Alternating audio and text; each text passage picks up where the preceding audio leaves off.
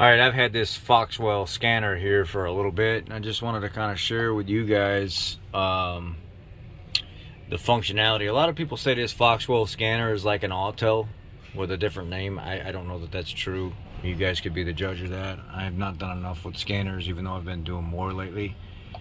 So I went to diagnostic after I have it hooked up and powered everything on. Mind you, this has been sitting in the truck for 3 weeks, and it was at 100% when I just turned it on. So it's been running for about 15 minutes now. Battery percent dropped down to about 3%. So now what I did is I went to diagnostic, and now I can click on any of these categories. If I want all, I can click all and have to search through them, but I'm going to click on America brands, go to Ford, and then I'm going to do Smart VIN, and I'm going to let it detect the VIN number and get me in the system. So I selected the fact that it did have the right engine size, VIN number, and everything. So we're going to go quick scan. We're going to let it quick scan. It's going to do the basic modules that you'd be interested in. It says we have 3 codes in the vehicle security module. I wonder why that is. Battery voltage too high, lost communication with the instrument panel, fault received from external node. I don't know why that would be. This instrument panel was just rebuilt, unless it was never cleared out before completely. No, I don't want to exit. And then RCM, battery voltage level is too low. I don't know about that. It seems to be fine. Ignition key and circuit fault. This vehicle was in here recently for our instrument cluster, so those could be pertaining to that. But we're here for the check engine light, which is 171 and 174. System 2 lean. Now what we'll do is fire the vehicle up, let it warm up some, and see what the system's actually doing. So now we're going to click on powertrain control module, and we're going to go to live data. Let it load the live data.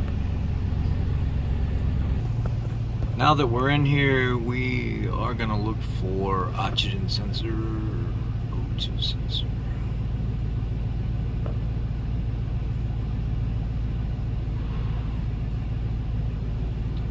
Heated oxygen sensor, bank 1 sensor 2 voltage, bank 2 sensor 1 voltage, bank 1 sensor 1 voltage, and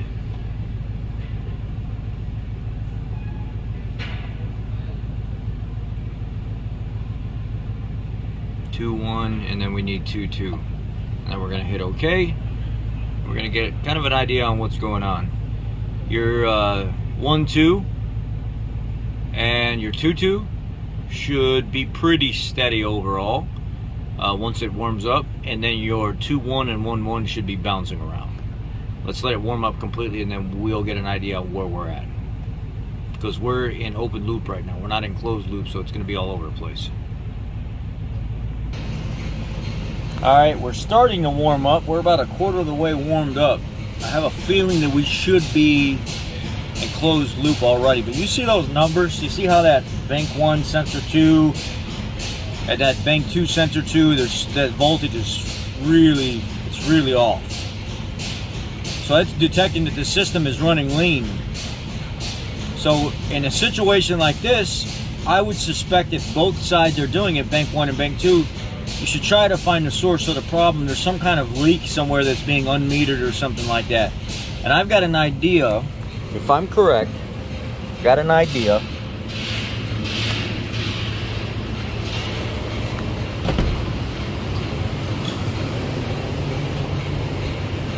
Let me try something out while we're here. As I say, I'm not going to edit this. I run out of storage on the phone.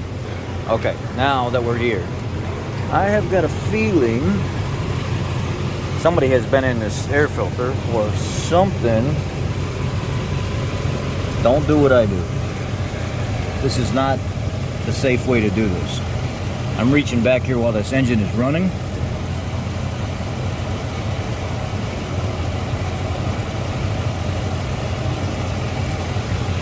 And I'm gonna stop doing that. So I'm gonna pull this air filter off.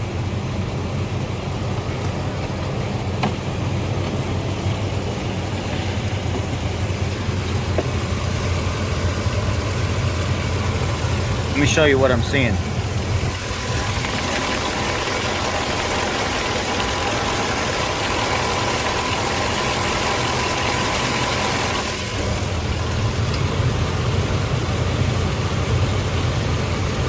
wonder if that's not being pushed in there all the way.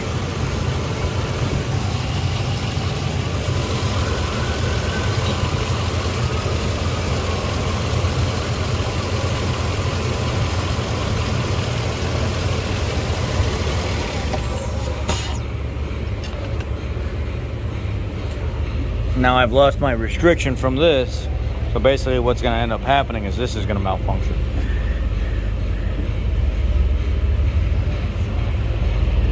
Let's put it back together and see if that has anything to do. And then sometimes you'll go in here, check like your vacuum lines and stuff, and you'll find it's leaking. It's sucking up somewhere where somebody's pulled something apart and put it back together.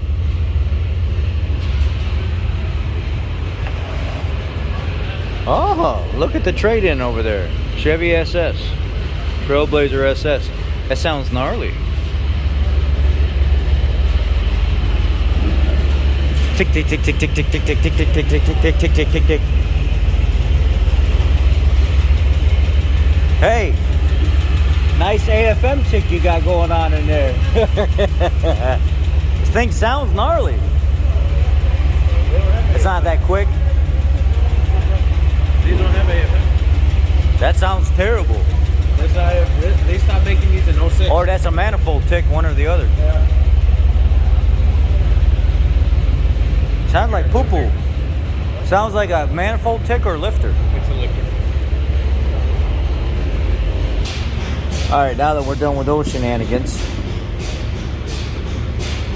I don't like these aftermarket filters. I do not like them at all. They get deformed. Look how all this is sitting up inside here and stuff like that. It's completely deformed.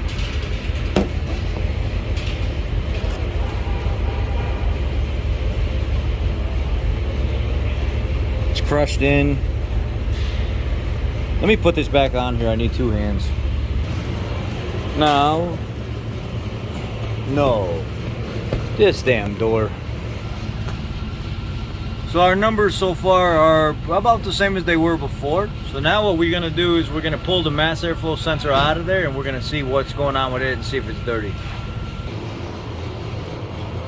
So I'm going to stick one of these Ford ones in there that's not all crushed at the end and it looks like the base is going to seal properly. Like all the pleats and stuff are nice and straight.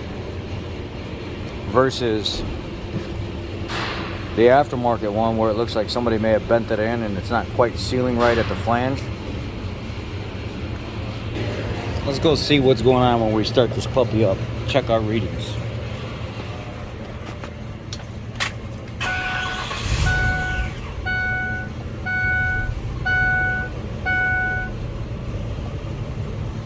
Let me pull the live data back up.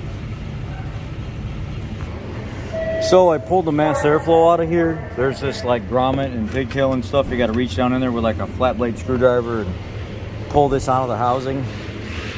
Sits like so.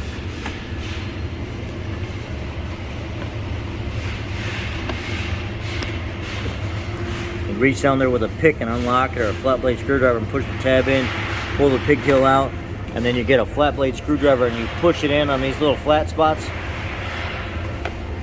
Release it. Then I think these are T20s. You take the two T20s out of there and clean this thing off. Two T20s.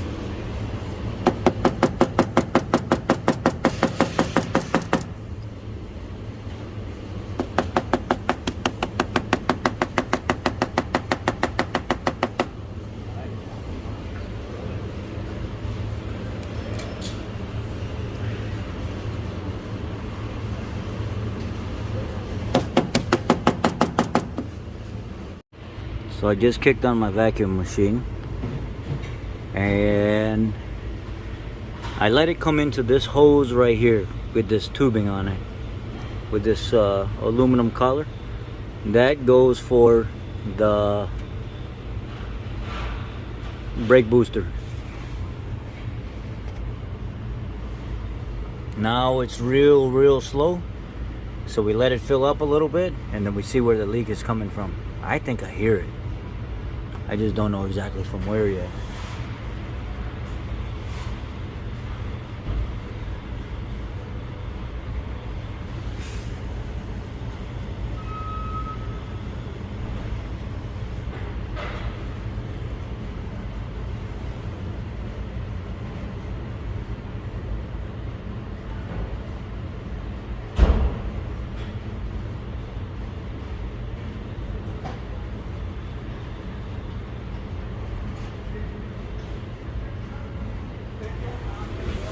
You know what I thought? What I just thought of as well. Could be you have to block this off also.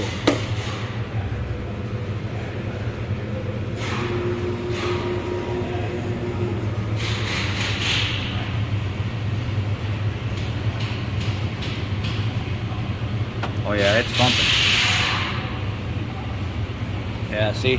It's coming out over here now. You don't want that, so now we gotta block this off as well. Come on, focus.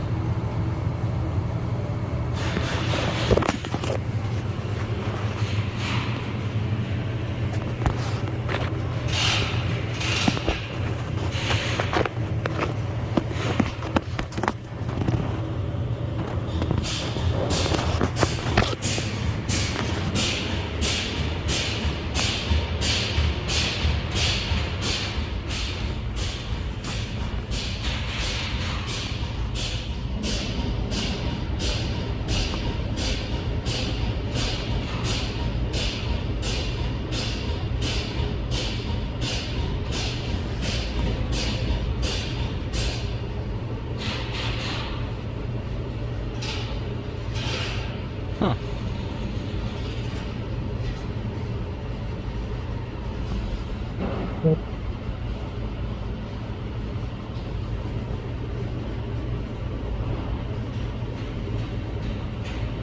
Thought I seen something else over here. Oh yeah, right there. Look at that small, tiny leak right at the bottom of the EGR. Right there.